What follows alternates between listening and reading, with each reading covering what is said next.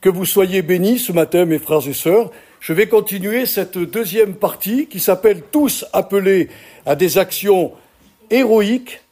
Aussi surprenant que soit ce titre, c'est la réalité de la Bible. Dieu nous considère, quand on fait certaines actions, comme des héros de la foi. Je vous ai parlé dimanche dernier, je vous ai montré plutôt, qu'au sein de notre humanité, il existe des personnes ordinaires qui, dans de telles ou telles circonstances, accomplissent envers leurs semblables de véritables actions héroïques. Ce qui a fait dire à un théologien suisse que j'aime profondément, Jésus voit les humains que nous sommes comme des fils prodigues ou des brebis perdues. Prodigues et perdus, certes, mais il ajoute aussi également fils et brebis en raison de l'image divine dans laquelle les humains furent créés. En réalité, Dieu a donné aux êtres humains, à tous les êtres humains, une partie de lui-même. Mais surtout, il y a des gens qui, à un moment donné, font des actes héroïques, vraiment devant le Seigneur. Et les médias en parlent comme cela.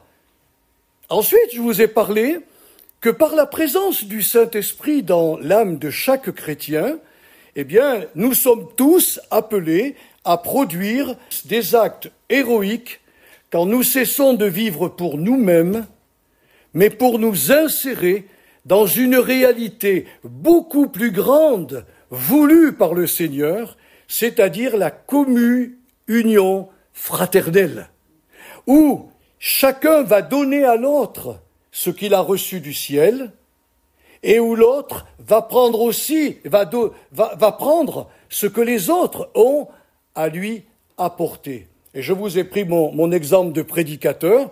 J'ai reçu des dons de pasteur et d'enseignant, je vous les donne. Mais je n'ai pas tout. Vos dons, j'en ai besoin.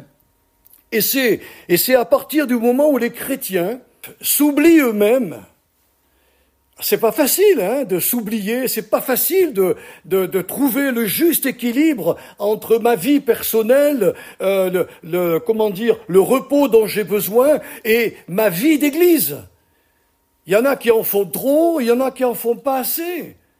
Mais chaque fois que nous souhaitons et que nous manifestons la communion fraternelle en donnant ce que nous avons et en prenant des autres ce qu'ils ont à nous donner, il va se produire au sein de l'Église quelque chose d'extraordinaire qui se produit dans la divinité, c'est-à-dire un échange d'amour et de partage qui existe entre le Père, entre le Fils et entre le Saint-Esprit.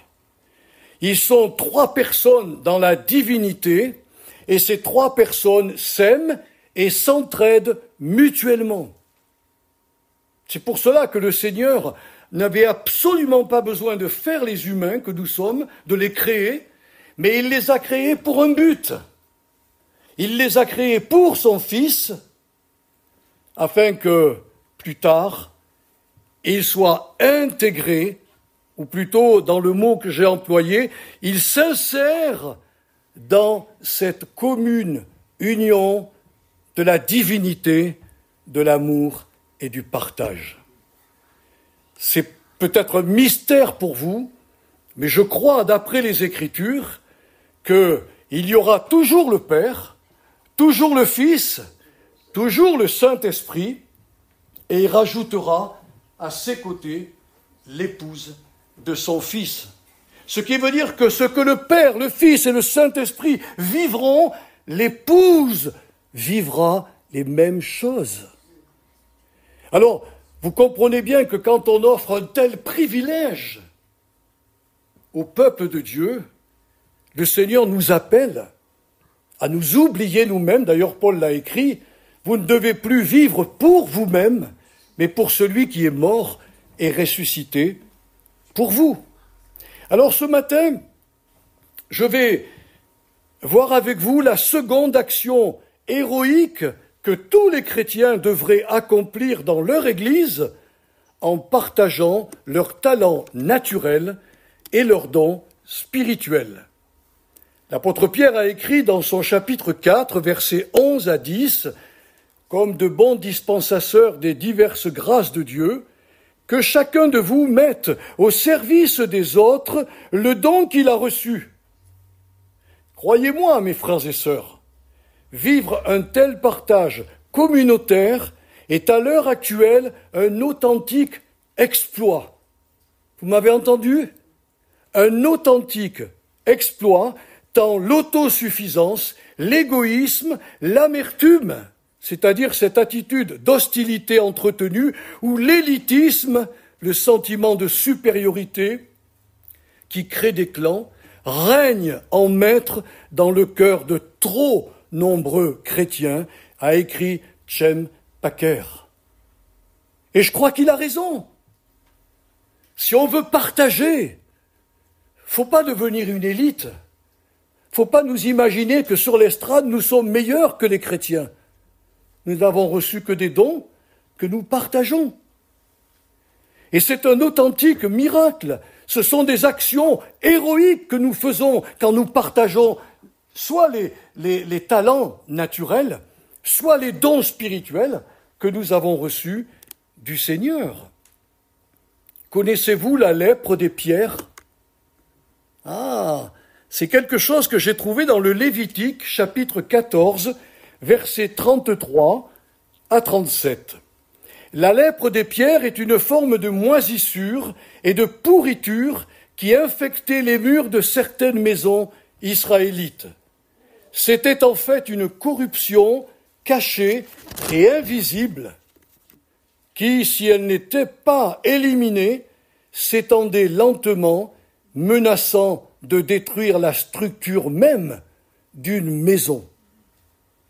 Sommes allés un jour prier dans une ferme avec Chantal, et j'ai constaté de mes yeux ce qu'était la lèpre des pierres. Eh bien, par analogie, nous pouvons dire que cette lèpre des pierres, cachée et invisible, qui est différente de la lèpre du péché, apparaît très souvent dans nos églises où nous, chrétiens, pierres vivantes, sommes parfois infectés par des faux enseignements prêchant leurs hérésies sectaires qui divisent et brisent l'unité communautaire et nous empêchant de vivre vraiment entre nous la réalité du corps du Christ. 1 Corinthiens 12, versets 12 à 27. On lira une partie tout à l'heure à la fin de mon message, mais l'apôtre Paul considère l'Église comme étant un corps, avec différents membres. Et comme je vous l'ai dit, si c'est moi, seul, qui fais vivre la communauté, je vais mourir, hein. C'est impossible. Je ne peux pas faire vivre le corps du Christ en miniature qui existe ici. Il faut votre participation. Il faut que vous donniez au Seigneur soit vos talents naturels, soit vos dons spirituels, parce qu'il vous les a donnés pour l'édification commune. J'ouvre simplement une petite parenthèse, parce qu'aujourd'hui, dans nos églises, on est perturbé par des chrétiens qui viennent vous dire « J'ai reçu le parler en langue, et ce parler en langue construit ma vie spirituelle. Donc moi, je n'ai pas tellement besoin d'un pasteur ou d'un enseignant, je n'ai qu'à parler en langue et je construis ma vie. » C'est pas ce que dit l'Écriture. Elle n'interdit pas à quelqu'un de parler dans une langue que l'on ne connaît pas. Mais l'apôtre Paul rajoutera « Mon intelligence est stérile. Je n'ai rien à communiquer aux autres. » Et ça, c'est dangereux. Ceux qui pensent cela, c'est extrêmement dangereux. C'est-à-dire que les talents que Dieu leur a donnés, le ou les talents, cette personne ne les libère pas dans la communauté et elle s'édifie elle-même, quoi. C'est d'une manière égoïste, ça. Alors que tous les dons spirituels sont donnés pour l'édification commune. Et ça, c'est très important. C'est pourquoi, dans le Lévitique, les pierres qui étaient atteintes de la lèpre devaient être ôtées et la moisiture devait être grattée pour que les fondations de la maison redeviennent saines. Et cela se faisait avec un sacrificateur juif. Voilà, il était là, il venait, ils enlevaient les pierres, et il grattait la moisissure. Mes frères et sœurs, qu'est-ce que nous dit à l'égard de ceux qui nous troublent, qui créent des scandales et des divisions au préjudice de l'enseignement reçu? Que nous dit la Bible? Elle nous dit, éloignez-vous de ces gens-là. Romains 16, versets 17 à 18, vous pourrez le lire chez vous. Et dans 1 Corinthiens 5, 13, il est dit, ôtez le méchant, ou si vous préférez, ôtez le mal du milieu de vous. Donc lorsque nous rencontrons des personnes qui sont là, non pas pour bâtir, mais pour démolir, il faut absolument les fuir. Et il faut qu'en Église, nous décidions de ne rien avoir à faire avec eux. Parce que il y a des nouvelles idées qui courent aujourd'hui et qui disent aux chrétiens, la Bible n'est pas toute la parole de Dieu. Nous sommes des nouveaux prophètes qui avons reçu les paroles divines qui aujourd'hui doivent être entendues et écoutées par les chrétiens. Si ces paroles-là ne sont pas conformes à l'Écriture, il faut fuir. Il ne faut même pas les écouter, même pas les entendre. Il faut tout contrôler par la parole de Dieu. Alors, on est aujourd'hui la Pentecôte. Et le Saint-Esprit n'est pas venu simplement dans les êtres humains qu'à ce moment-là. Là, il est venu dans l'Église. Il a fondé l'Église. Il a fait de chaque membre que nous sommes aujourd'hui un membre utile pour le Seigneur. Mais il a répandu des talents naturels. Et ces talents naturels, c'est une capacité ou une prédisposition spontanée reçue du Créateur dans un domaine particulier. Alors il y en a qui sont doués pour le chant, pour la musique, pour la créativité, pour la danse, pour le sport, pour l'organisation, pour l'art oratoire, que sais-je. Il y a des milliers et des milliers de talents naturels. Je me souviens de Carl Lewis, qui a gagné 9 médailles d'or aux Jeux Olympiques en disant « Je cours pour Jésus ». Je me souviens de Michael Chang, qui en 1989, à Roland-Garros, a remporté le tournoi en disant « J'ai été aidé par Jésus ». Je me souviens de Giroud, qui à l'heure actuelle, sur les réseaux sociaux, parle constamment de Jésus. Et vous n'avez pas vu ce gars qui fait partie du PSG, qui s'est mis à genoux sur la pelouse en remerciant Jésus de lui avoir donné, de réussir à marquer et à devenir champion d'Europe. Ce sont des talents naturels. Moi, je ne sais pas jouer au football comme eux. Je ne sais pas courir comme Carl Lewis. Et je ne sais pas faire du tennis comme Michael Chang. Et vous savez qu'il y a énormément de gens dans le sport aujourd'hui qui osent sortir de leur, de leur réserve en professant qu'ils sont des chrétiens engagés pour la gloire du Seigneur. C'est formidable, hein? Alors quand ces talents la plupart sont donnés à la naissance, eh bien ils vont se développer au cours de la vie vers l'excellence, mais par une stricte discipline. Combien de gens ont raté leur talent parce qu'ils ont été feignants? Tout simplement. Ils avaient une capacité, ils avaient un truc en plus. Comme l'a chanté une de nos chanteuses, France Gall. Elle a un truc en plus. Eh oui, nous n'y pouvons rien, mes frères et sœurs. Il y a des gens qui sont doués. J'ai vu ce gamin là qui va passer son bac alors il a 4 ans ou 5 ans avant tous les autres. Il comprend tout. Il ouvre un bouquin, il le lit, il le scanne. Ah, c'est bon ça. Il y a des gens qui sont extrêmement doués pour la musique, mais qui ne surpassent pas certains. Nos grands musiciens des siècles passés, il y en a qui étaient sourds, il y en a qui étaient aveugles. Qu'est-ce que vous voulez comprendre? Et ils avaient ce feeling. Ça, c'est un don que l'Esprit Saint a donné aux humains. Alors quand les gens se convertissent, ce talent-là, il est sanctifié par l'Esprit de Dieu et il est placé au service de l'Église locale. Quelqu'un qui sait absolument bien faire de la musique, il va venir, il va dire « je vais vous aider ». Moi, le piano, c'est pas mon problème, je gère. Moi, je suis bon à la guitare. Que Dieu nous en envoie, pour aider nos sœurs dans la louange. Un commentateur de la Bible dit qu'il est possible de découvrir son talent en écoutant les personnes de notre entourage et en se demandant soi-même en quoi nous sommes naturellement bons dans tel domaine sans vraiment comprendre pourquoi. Souvent, des gens disent « mon talent, c'est naturel, je ne peux pas vous l'expliquer ». Et surtout, il faut écouter son entourage, parce qu'il y a beaucoup de mamans et de papas qui ont découvert un talent chez leurs petits. Alors, ils ont été voir des personnes adéquates, et ces personnes ont reconnu qu'il y avait quelque chose dans ce petit qui valait la peine d'être développé.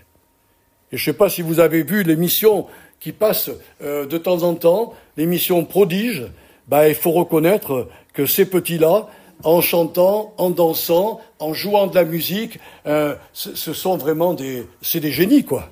C'est vraiment des génies. Tout ça, ça vient du Père Céleste. Les êtres humains ont reçu ces dons-là et ils ne savent pas pourquoi. Et souvent, il y en a qui ont compris que ce don, ils vont en faire leur métier. Et quand ils se convertissent, ils le mettent aussi au service de l'Église. Quant aux dons spirituels, eux, ils appartiennent tous au Saint-Esprit et sont distribués par lui aux membres des églises locales, comme il le veut, mais toujours en vue d'accomplir un service spécifique pour la gloire du Seigneur Jésus. Il sert à édifier, il sert à construire, il sert à pourvoir à un manque au sein de la communauté. Et c'est le Saint-Esprit qui est le patron. Voilà. Il sait pourquoi il m'a donné un don pastoral et un don d'enseignant. Il le sait. Donc il a prévu mon parcours pour que je développe ce don et que je m'en serve aujourd'hui devant vous. Certains membres du corps du Christ recevront le don de parler en public, comme les apôtres, les prophètes, les évangélistes, les pasteurs, les docteurs, les anciens. D'autres seront gratifiés pour assurer la présidence d'une communauté, d'une œuvre chrétienne ou d'une entreprise séculière créée pour la gloire de Dieu. Il y a des entreprises qui ont été créées pour la gloire de Dieu. Et ça, c'est le Seigneur qui donne ce don de présidence qui est tout à fait merveilleux. D'autres encore seront qualifiés pour diriger la louange et l'adoration, pour visiter les malades, pour faire aussi des visites aux personnes qui sont hospitalisées ou en maison de retraite, ou pour accomplir les multiples tâches du diaconat, servir aux tables, s'occuper de la sono, des enregistrements, l'entretien des locaux, le devoir administratif comme la trésorerie, le secrétariat, la coordination lors des rencontres spirituelles, le service d'entraide. Et puis je peux ajouter qu'il y a un don que Dieu a donné à certains particuliers, c'est le don d'être généreux. Et avec ce don-là va aussi, je dirais, les comptes en banque. Parce que avoir un don généreux et ne pas avoir de moyens financiers à sa disposition, c'est frustrant. Alors Dieu fait les deux, fait prospérer cette personne en vue de donner. J'ai lu un jour dans un article américain, vous voyez les pelleteuses hydrauliques.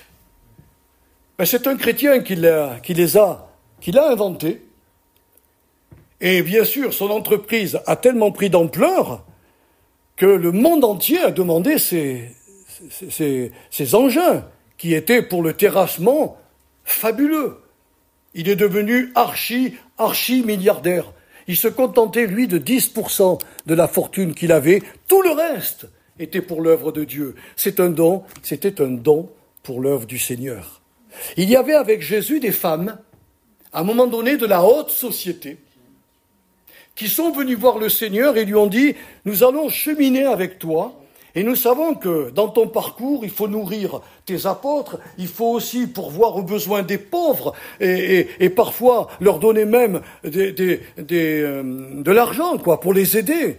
Nous sommes riches. » Et la Bible nous dit dans Luc 8 que des femmes aisées de la haute société de l'époque suivaient Jésus et donnaient financièrement au Seigneur. Enfin, c'est-à-dire pas à lui, mais à Judas, qui au passage en mettait un peu dans ses poches. Elles avaient un ministère, mais qui dit que des femmes ne peuvent pas avoir de ministère? Mince! On a la preuve là encore. Alors je pense quand même que c'est plus facile d'accepter une femme qui a un ministère pour donner, généreusement, que de l'entendre dans l'explication de la parole de Dieu. Alors en quoi consiste l'héroïsme dans ce domaine? Dans le fait de se soumettre les uns les autres à la parole de Dieu écrite et à l'Esprit Saint qui l'a inspiré, et de se revêtir d'humilité, sachant que les dons spirituels sont soumis au discernement des chrétiens. Par exemple, est-ce que la prédication que j'entends de l'Évangile est conforme à l'ensemble de la Bible? Car l'Esprit de Dieu qui annonce des choses nouvelles nous rappelle toujours les choses anciennes. Et c'est très important de savoir cela, parce que Paul s'est retrouvé un jour devant des gens qui faisaient partie de Bérée, et ces gens aimaient la parole de Dieu, et Paul est venu leur expliquer que la grâce se trouvait dans l'Ancien Testament. Et il leur a donné les versets, il leur a parlé de tel et tel prophète. Et ces Béréens n'ont pas cru d'une manière béat. Ils ont dit, Paul, si ce que tu viens de nous annoncer est clair dans les Écritures, demain on revient te voir. Et ils ont été avec les messages et avec les versets que Paul leur a donnés, ils ont contrôlé dans la Torah et dans l'original hébreu, si c'était vrai. Et quand ils sont revenus le lendemain, ils ont dit, Paul, tu as eu une révélation de Dieu, c'est exact, maintenant parle-nous de cette nouvelle alliance. Oui, vous avez le droit, quand vous écoutez un message comme celui que je vous prêche aujourd'hui, de discerner si je suis en accord avec la parole de Dieu ou pas. C'est une liberté que le Saint-Esprit nous donne. C'est pour ça qu'il faut se revêtir d'humilité. Si je viens à vous dire, vous n'avez pas le droit de discuter mon message, vous devez l'accepter tel quel, comme le faisait ce pasteur dans l'épître de Jean, dit au trèfle. Il jetait les gens dehors. Il avait raison, absolument raison. Il était têtu et borné. Il critiquait les apôtres. Il les empêchait même de venir dans l'église qu'ils avaient fondée. C'était fort, ça. Hein? Donc il faut quand même voir à qui nous avons affaire. Par exemple, s'il y a quelqu'un qui nous enseigne, nous donne un enseignement particulier, il faut que cet enseignement soit en accord avec les doctrines apostoliques.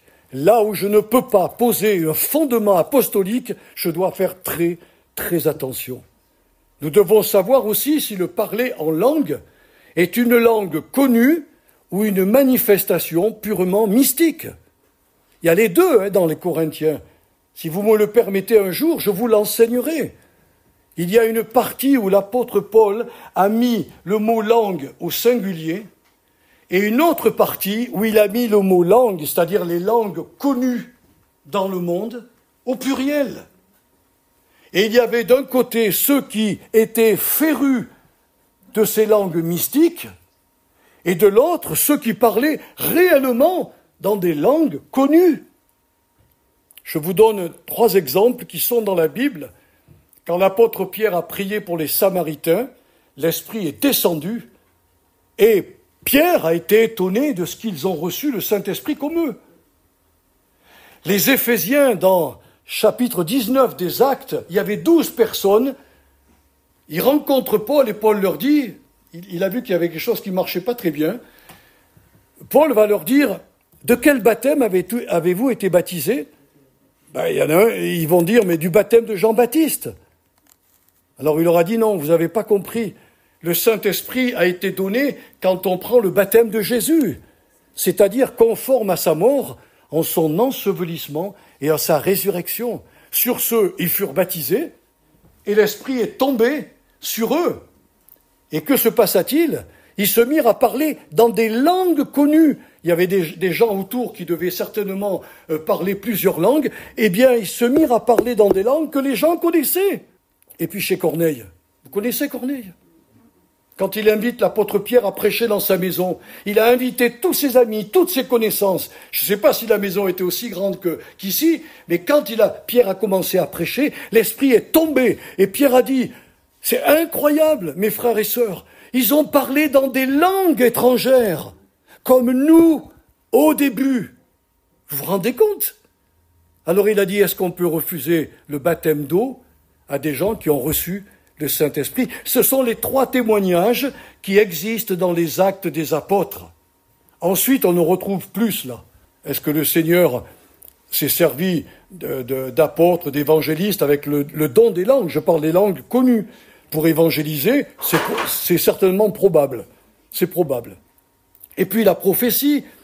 Il faut savoir si quand quelqu'un prophétise, cette prophétie est conforme à l'analogie de la foi, c'est-à-dire si elle ne contredit pas l'ensemble des vérités révélées dans les Écritures. Un tel discernement permettra aux chrétiens de se protéger contre les hérésies, les déviations doctrinales ou les manifestations psychiques ou démoniaques, comme Paul le rappela à quelques Corinthiens. Il leur dira au chapitre 12, versets 1 à 3, « Souvenez-vous comment avant vous étiez poussés par les démons vers les idoles. » Il y a des gens qui sont poussés par les démons vers les idoles. Et il dira aux Galates, « Qui donc vous a ensorcelé ?» Les Galates étaient retombés dans le formalisme juif. Ils respectaient la loi, ils respectaient le Shabbat, ils respectaient les fêtes, tout cela. Et Paul leur dit, mais est-ce que j'ai travaillé en vain au milieu de vous? Voyez, il leur a dit qu'il y avait des sorciers de la parole qui étaient venus pour les ensorceler. Et croyez-moi, il y a beaucoup d'églises aujourd'hui qui ont été happées par des faux ministres de l'Évangile. Parmi les dons que l'Esprit Saint répand dans nos églises, il y a 2 charismes qui ont la prépondérance divine, étant utiles pour former les chrétiens en disciples et les rendre aptes à prendre leur place dans le sacerdoce communautaire. C'est-à-dire que chaque communauté comme nous a un sacerdoce. On est, si vous préférez, un mini-corps du Christ. Et à notre niveau, tout le monde doit pouvoir travailler à la construction de ce mini-corps. Alors les 2 dons qui ont la prééminence, Paul a voulu cela, il l'a rapporté, c'est ce qu'on appelle la parole de sagesse. Littéralement, dans nos versions françaises, on a mis la parole, mais il faut le traduire par le discours. Le discours de sagesse, qui est le privilège des pasteurs et des anciens. C'est à eux de donner toute la sagesse divine au peuple chrétien.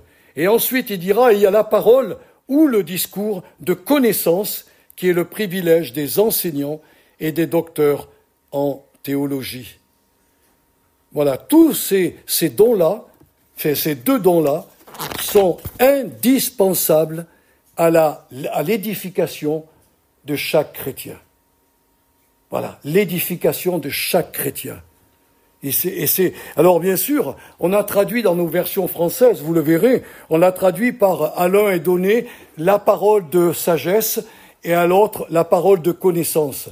Alors aujourd'hui, il y a des gens qui se lèvent dans l'église et ils disent j'ai une parole pour toi. Et ils fouillent et ils sondent la vie de la personne. Je suis très sceptique, moi, devant ces choses-là. Parce que nous ne sommes pas des psychanalystes. Nous ne sommes pas des psychanalystes. Dieu peut révéler en prophétie, ça je le crois, en prophétie le cœur des gens. Une prophétie, quelqu'un se lève et donne une parole qui vient vraiment de Dieu, qui va exhorter, mais qui va mettre le doigt. Paul le disait, si tous dans l'Église se mettent à prophétiser, ceux qui ne font pas partie de l'Église et ceux qui sont encore incrédules seront convaincus par tous que Dieu est réellement au milieu de vous. Alors permettez-moi de faire attention à ceux qui se lèvent et qui disent « J'ai une parole du Seigneur pour toi ». Attention, parce que la parole de sagesse et la parole de connaissance, c'est le discours donné aux pasteurs, aux anciens ou aux enseignants. C'est très important qu'on comprenne cela. Dans le domaine de la pyramide, ces deux dons sont en haut et ils instruisent tous les chrétiens. J'espère que je ne vous blesse pas en vous disant ces choses, mais c'est ce que dit la parole de Dieu. Alors je ne peux terminer mon message ce matin sans vous parler de 1 Corinthiens 12, versets 20 à 25, parce que ce passage démontre quelles sont les actions héroïques qui va nous conduire à marcher à contre-courant de notre ancienne nature égoïste et paresseuse, en libérant cette capacité que nous allons avoir d'aimer et de prendre soin des membres les plus fragiles au sein de notre Église. Maintenant donc, il y a plusieurs membres et un seul corps. L'œil ne peut pas dire à la main « je n'ai pas besoin de toi », ni la tête dire aux pieds « je n'ai pas besoin de vous », mais bien plutôt les membres du corps qui paraissent être les plus faibles sont nécessaires. Et ceux que nous estimons être les moins honorables du corps, nous les entourons d'un plus grand soin. Ainsi, nos membres les moins honnêtes reçoivent le plus d'honneur, tandis que ceux qui sont honnêtes n'en ont pas besoin. Dieu a disposé le corps de manière à donner plus d'honneur à ceux qui en manquaient, afin qu'il n'y ait pas de division dans le corps, mais que les membres aient également soin les uns des autres. Amen. Ça veut dire que ceux qui sont comme moi, en haut, à la tête, vus par tout le monde, n'ont pas besoin d'être applaudis. Mais il y a des petites personnes au sein de notre Église, de nos églises, qui sont peut-être par un handicap physique. On l'a connu avec un monsieur qui est venu, qui était en chaise roulante, il n'avait plus de jambes. Il vient me voir en disant « Joël, j'ai toujours rêvé de distribuer la Sainte Seine à mes frères et sœurs. » J'ai dit « Seigneur, comment on peut faire pour que cet homme distribue la Sainte Seine à nos chrétiens ?» Puis la solution a jailli dans mon esprit. Je lui ai dit « Viens devant avec ton fauteuil, prends le pain et prends le raisin, et tous les chrétiens vont venir vers toi, et ils vont se servir, et tu auras en réalité servi la Sainte Seine à tout le monde. » Je pense que nous avons mis en pratique, vous et moi, on a mis en pratique ce que Paul enseigne ici. Et puis quand il parle de nos corps humains, franchement, il y a des parties de mon corps que vous ne verrez jamais. Ces parties-là sont cachées, elles sont discrètes, et nous les entretenons d'un soin particulier, parce que ce sont des membres de notre corps qui sont fragiles. C'est ce qu'a voulu dire Paul. Dans l'Église, il n'y aura pas que des forts, il y aura aussi des faibles, il y aura aussi des gens qui auront des petits talents, tout petits, insignifiants. Allez vers eux, encouragez-les à prendre leur place au sein de la communauté. Si nous faisons cela, le Seigneur déclare que nous démontrons devant lui des actions héroïques. Parce que c'est pas humain, c'est divin. Ça va à contre-courant de notre nature égoïste et paresseuse.